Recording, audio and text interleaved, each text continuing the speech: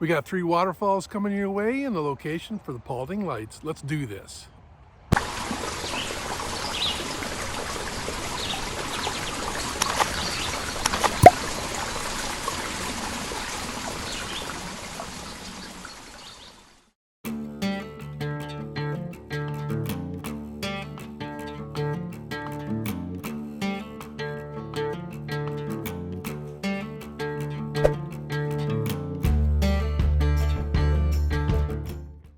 This is Scott from My Life's Reward, and it's good to be back. This trip series is close to the end with 2 parts remaining.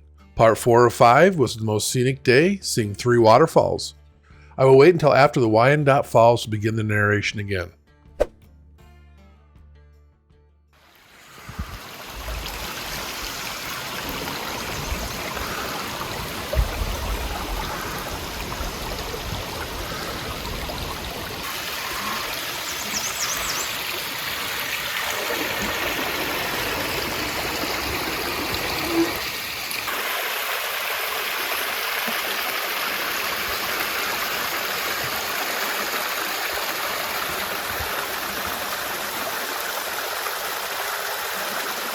Wow, was that a nice scene to see and hear? The small falls, the trickling of the water, and the bird sounds were heavenly. From our lodging location at the Parkview Lodge and Grill, we followed the BN route, or the Bill Nichols Trail, southwest for a short distance to Poyhoan Road. We turned right and followed it for 3/4 of a mile to Wyandotte Falls. Those images were seen a few minutes ago. Then we backtracked back to the trail on the same road and continued southwest to Mass City.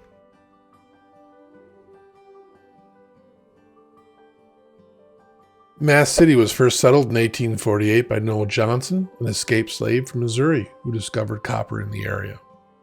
Johnson later sold the copper deposits to the Mass City Mining Company. Mass City was formally organized in 1855 and named for the Mass copper mine in the area. If you've been watching this series, you'll know that we were here in Mass City on video number 1, part 1. And the cliffs are directly behind us. We're driving southeast through Mass City to the center point of town. So check that video out, part number 1. Mass City, the route was confusing, and we ended up taking several different roads into Trout Creek. Specifically, the roads were Depot Road, East Branch Road, West Red Shed Road, Mud Creek Road, Gardner Road, and then in Trout Creek, just before Old M28, we turned southwest on the SB route. Looking at the map closer, we should have tried our best to bridge the BN route with the P route by using the restricted ORV route that is strangely displayed on the DNR map. It looked like an old railroad grade, perhaps. I'm guessing here. We followed the SB route until we found the bridge over the middle branch of the Ontonagon River. This is where we found a nice view of Agate Falls.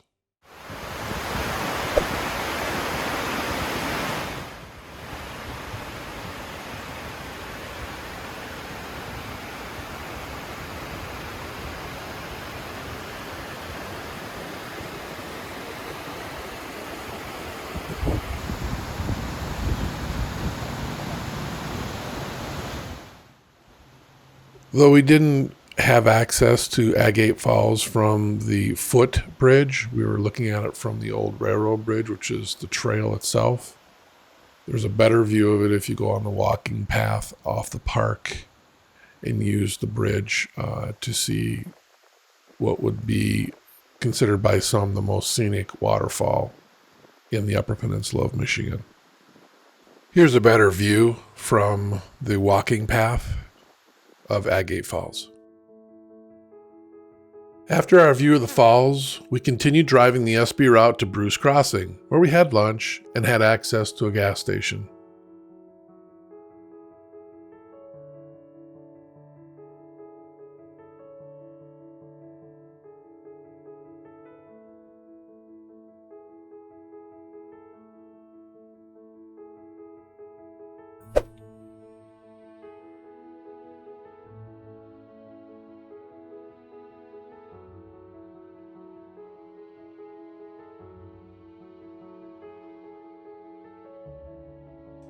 Bruce Crossing was first settled by August Newman, who built a sawmill at the location.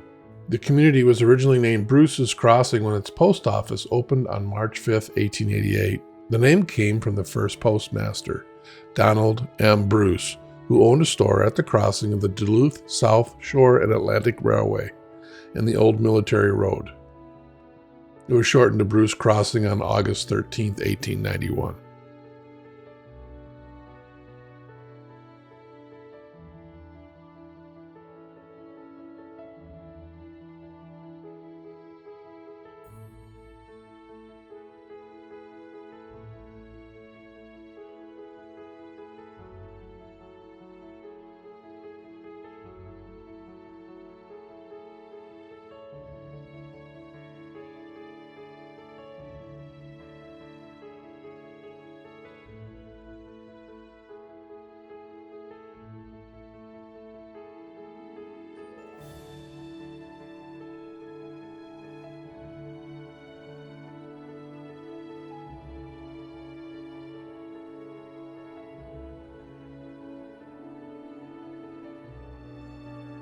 We hopped back on the SB trail and drove back the way we came, east and south, until we reached the fork for the LL route. The LL route took us to a T at Bonds Fall Flowage.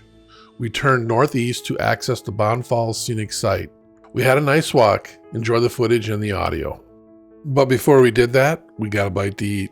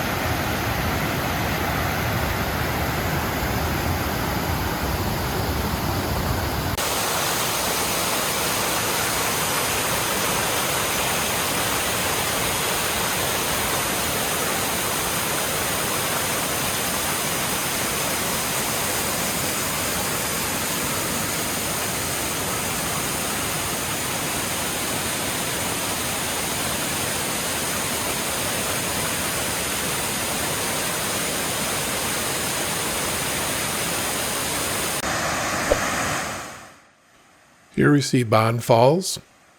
It's about a 50-foot drop and it's about 100-foot wide. And I believe I read somewhere that this is the largest waterfall on the western side of the UP.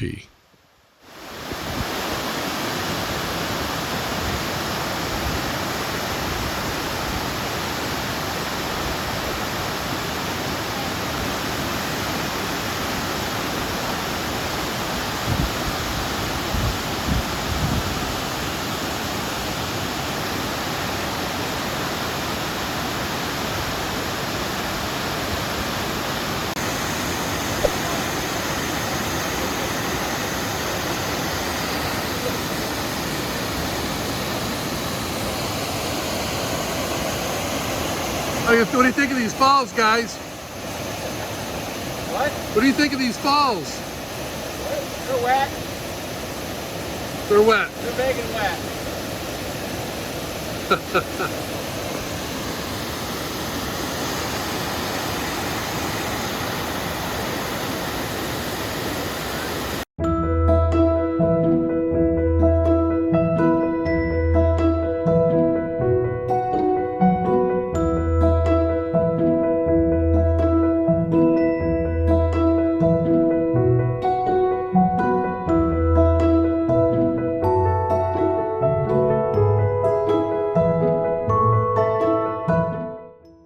After retrieving our ATVs, we're going to work our way up this hill that goes by the dam area, and we're working our way to the Bond Fall Flowage area, and we're going to take a look at that.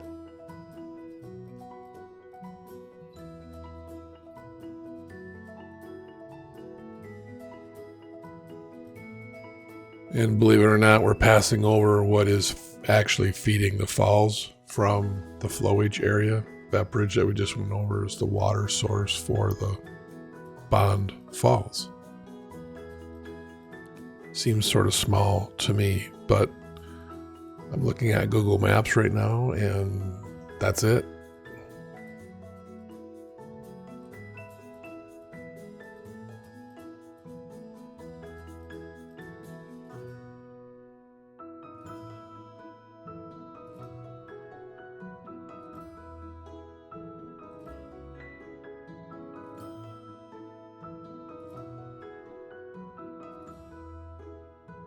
After viewing the falls, we drove to the dam and looked out over the Bonfall Flowage.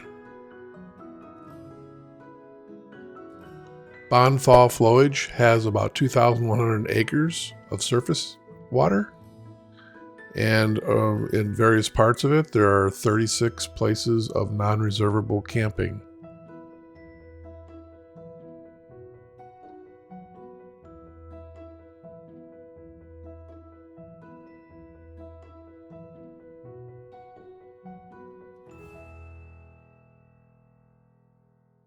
It was exciting to be on this road, going up the hill into the Flowage area and then coming back down. I believe we met a couple of other ATVs coming up the hill here.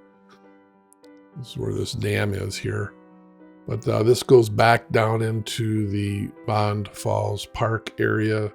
We're retracing our steps or our route, and we're going to come back the way, we're going to go back the way we came, but we're going to continue. We came from a T that would have been on the right. We're going to continue straight and then turn off to the left and continue the route.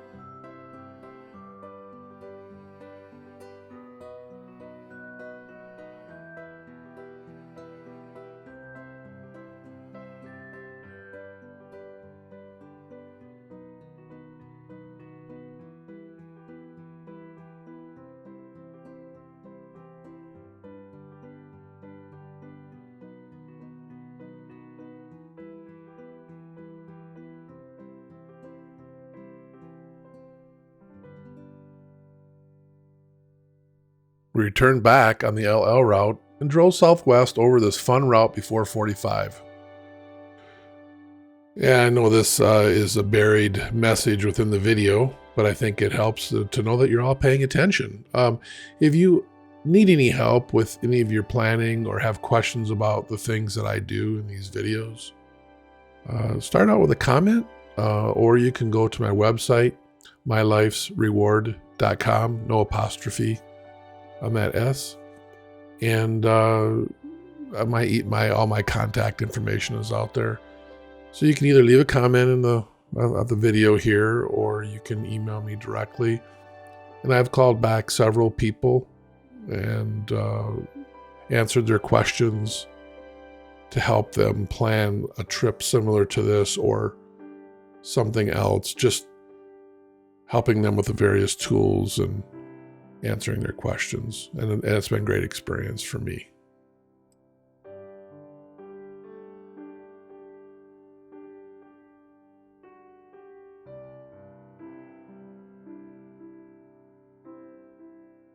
This part of the trail was the funnest for the day for me. It had several obstacles that had to be overcome. I think there were a few trees across the road. I believe there was a winch sign earlier that we passed that was on video that said winches are advised. Well, that's always exciting, isn't it? When you think something's going to happen. So best part of the day is this trail. It was a few miles long. It wasn't terribly long, but it was fun.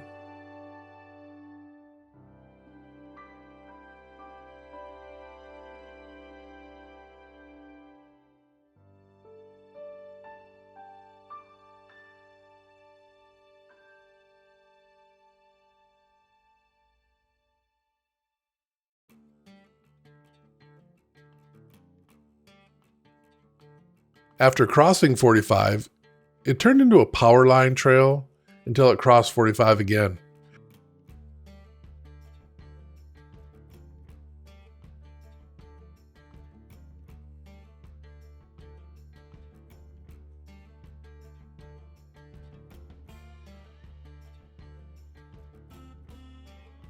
Just before the second crossing of 45, and just before Robbins Pond Road, is the Paulding Light viewing site.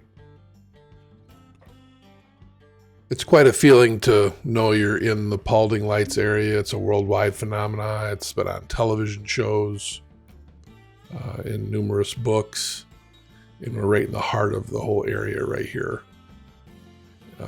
Knowing this is where the vicinity of where the lights display. So it's quite a neat feeling.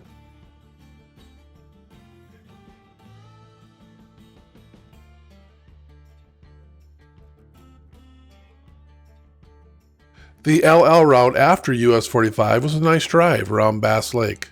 We arrived at our overnight lodging at Dancing Eagles, that is also a casino. Trail assessment. Good trail system, 4.5 stars. We had a hard time following the route, and if we were able to, I am sure it would have been as good as the previous days. We just stumbled at Mass City. The waterfalls were great. The route after the Bond Falls was tons of fun. Traveling the route where the famous Paulding Lights appear felt mysterious and exciting. This ends the narration for this video. The western side of the UP sure has a lot to offer.